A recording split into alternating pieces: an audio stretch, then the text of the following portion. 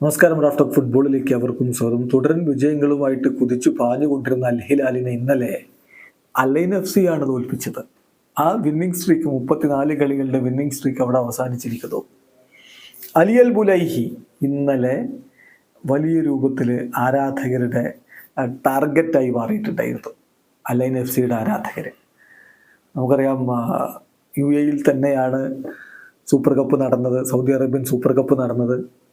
അബുദാബിയിൽ വെച്ച് നടന്ന ആ മത്സരത്തിലാണ് ക്രിസ്ത്യാനോ റൊണാൾഡോയുമായിട്ട് അലി അൽ ബുലൈഹി ഉടക്കുന്നതും അങ്ങനെ അതിൻ്റെ ഫലമായിട്ട് ക്രിസ്ത്യാനോക്ക് ഒടുവിൽ റെഡ് കാർഡ് ലഭിക്കുന്നതും. അതൊക്കെ ഇങ്ങനെ വലിയ രൂപത്തിൽ ചർച്ച ചെയ്ത് നിൽക്കുന്ന ഘട്ടത്തിലാണ് ഈ ഒരു മത്സരം വരുന്നത്. അൽ ഐൻ FCയുടെ ആരാധകർ, UAE തന്നെയുള്ള അൽ ഐൻ FCയുടെ ആരാധകർ അലി അൽ ബുലൈഹിയെ വെറുതെ വിട്ടില്ല. ക്രൈ ബേബി എന്ന് അർത്ഥം വരുന്ന ചാൻഡുകളായിരുന്നു അലി അൽ ബുലൈഹിക്ക് നേരെ അവർ ഉച്ചരിച്ചുകൊണ്ടേയിരുന്നത്.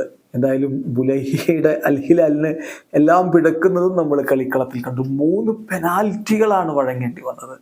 അത് അവർക്ക് വലിയ പണി ഉണ്ടാക്കുകയും ചെയ്തു. ഡിഫൻസ് ആകെ പാളുന്ന കാഴ്ച. 3 പെനാൽറ്റികൾക്ക് വഴിവെക്കുന്നു.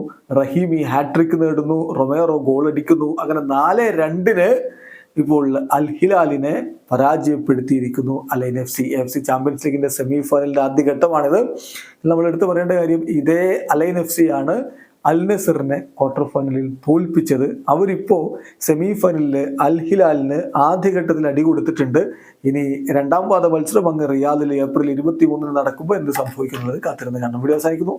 ഫുട്ബോൾ ലോകത്തെ കൂടുതൽ വിശേഷങ്ങളുമായി റാഫ്റ്റ് ഓഫ് ഫുട്ബോൾ എത്താം.